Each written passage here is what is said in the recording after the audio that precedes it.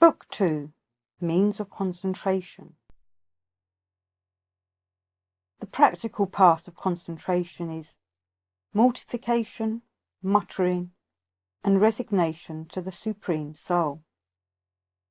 This practical part of concentration is for the purpose of establishing meditation and eliminating afflictions. The afflictions which arise in the disciple are ignorance, egoism, desire, aversion, and a tenacious wish for existence upon the earth. Ignorance is the field of origin of the others named, whether they be dormant, extenuated, intercepted, or simple.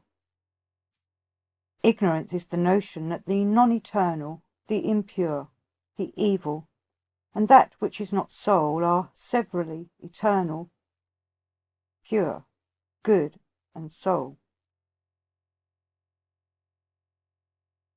Egoism is the identifying of the power that sees with the power of seeing. Desire is the dwelling upon pleasure. Aversion is the dwelling upon pain. The tenacious wish for existence upon earth is inherent in all sentient beings and continues through all incarnations because it has self-reproductive power. It is felt as well by the wise as the unwise.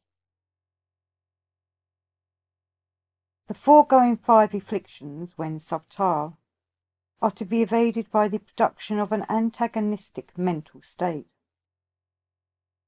When these afflictions modify the mind by pressing themselves upon the attention, they are to be got rid of by meditation.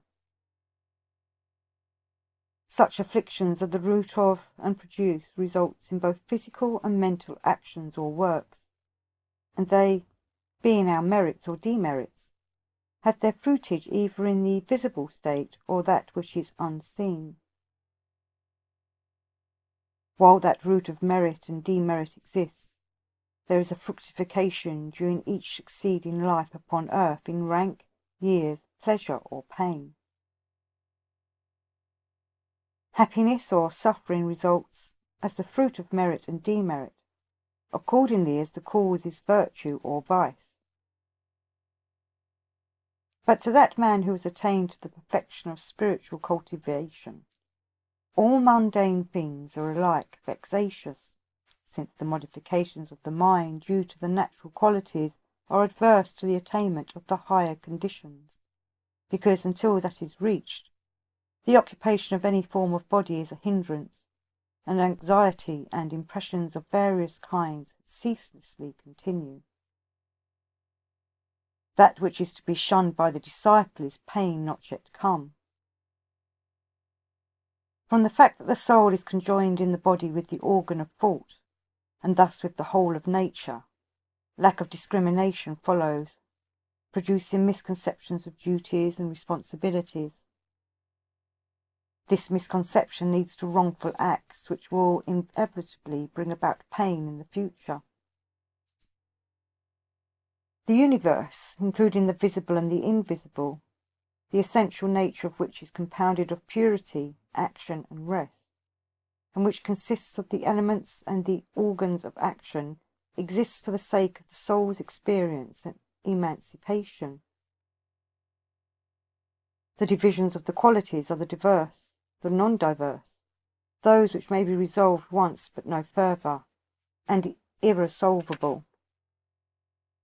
The soul is the perceiver, is assuredly vision itself pure and simple, unmodified, and looks directly upon ideas. For the sake of the soul alone, the universe exists. Although the universe in its objective state has ceased to be, in respect to that man who has attained to the perfection of spiritual cultivation, it has not ceased in respect to all others, because it is common to others besides him. The conjunction of the soul with the organ of thought, and thus with nature, is the cause of its apprehension of the actual condition of the nature of the universe and of the soul itself.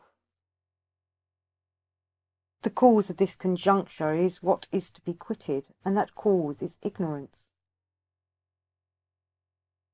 The quitting consists in the ceasing of the conjecture, upon which ignorance disappears, and this is the isolation of the soul. The means of quitting the state of bondage to matter is perfect discriminative knowledge, continuously maintained. This perfect discriminative knowledge, possessed by the man who has attained the perfection of spiritual cultivation, is of 7 kinds, up to the limit of meditation. Until this perfect discriminative knowledge is attained, there results from those practices which are conducive to concentration, an illumination more or less brilliant, which is effective for the removal of impurity. The practices which are conducive to concentration are 8 in number: forbearance, religious observances, postures, suppression of the breath, restraint, attention, contemplation, and meditation. Forbearance consists in not killing, veracity, not stealing, continence, and not coveting. These, without respect to rank, place, time, or compact, are the universal great duties. Religious observances are purification of both mind and body, contentment, austerity, inaudible mutterings, and persevering devotion to the Supreme Soul. In order to exclude from the mind questionable things, the mental calling up of those things that are opposite is efficacious for their removal. Questionable things, whether done, caused to be done, or approved of, whether resulting from covetousness, anger, or delusion, whether slight or of intermediate character or beyond measure, are productive of very many fruits in the shape of pain and ignorance. Hence the calling up of those things that are opposite is in every way advisable. When harmlessness and kindness are fully developed in the yogi, him who has attained to cultivated enlightenment of the soul, there is a complete absence of an enmity, both in men and animals, among all that are near to him. When veracity is complete, the yogi becomes the focus for the karma resulting from all works, good or bad. When abstinence from theft in mind and act is complete in the yogi, he has the power to obtain all material wealth. When continence is complete, there is a gain of strength in body and mind. When covetousness is eliminated, there comes to the yogi a knowledge of everything relating to, or that which has taken place in, former states of existence.